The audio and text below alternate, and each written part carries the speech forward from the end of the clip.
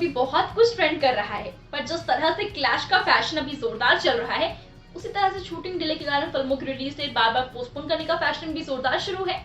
और pan India star junior NTR की film देवरा का नाम भी इसमें आता है।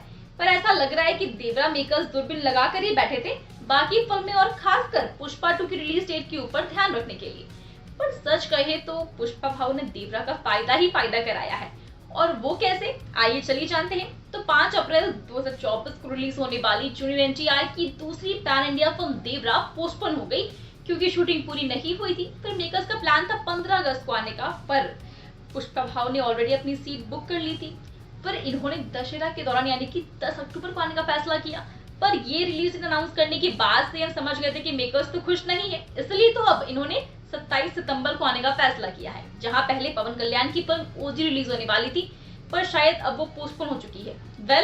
अभी जूनियर एनटीआर और जानवी कपूर ये दोनों क्राबी आइलैंड थाईलैंड में एक रोमांटिक गाने की शूटिंग कर रहे हैं और इनकी फ्रेश जोड़ी को हिटाने के लिए मेकर्स बहुत कोशिश कर रहे हैं। वी होप कि ये कामयाब हो जाए। वैसे most prestigious film with stellar cast का प्री रिलीज बिजनेस थोड़ा सा चौंकाने वाला है। मतलब इससे पहले किसी भी स्टैंड अलोन फिल्म का ऐसा बिजनेस हमने नहीं देखा था। अब नॉन थ्योरेटिकल राइट्स जिसमें कि डिजिटल राइट्स, म्यूजिक डबिंग शामिल होता है, वो डील 400 करोड़ में हो चुकी है और ये बहुत बड़ी अमाउंट है। इसमें तो शैतान जैसी 10 फिल्में बन जाएंगी, है ना।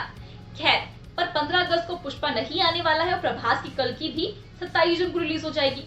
तो जुलाई से लेकर सितंबर मिड तक कोई भी पैन इंडिया फिल्म नहीं आ रही है, इसलिए शायद देवरा की इक्वेशंस बदल गए हैं डील के केस में और इसीलिए भी डिस्ट्रीब्यूटर्स ज्यादा पैसा खर्चा कर रहे होंगे, क्योंकि जुलाई से लेकर सितंबर तक जितनी भी स्मॉल बजट फिल्में होगी उन्हें रिलीज के लिए मौका मिलेगा पुष्पा 2 की पोस्टपोनमेंट की वजह से।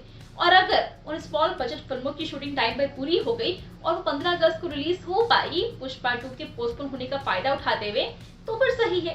पर अगर ऐसा नहीं हुआ तो फिर डेफिनेटली एक बहुत बड़ा फेवर होगा देवरा के लिए, क्योंकि ये फिल्म देखने के लिए ऑडियंस का एंटीसिपेशन और बढ़ेगा और ये देवरा के लिए बहुत बड़ा फायदा होगा, क्योंकि कल्कि के बाद बीच में बहुत लंबा गैप होगा ऑडियंस के लिए। और इसी वजह से देवरा को तेलुगु स्टेट्स के साथ साथ नॉर्थ में काफी फायदा हो सकता है रिलीज के बाद और वो एक मेजर हिट साबित हो सकती है।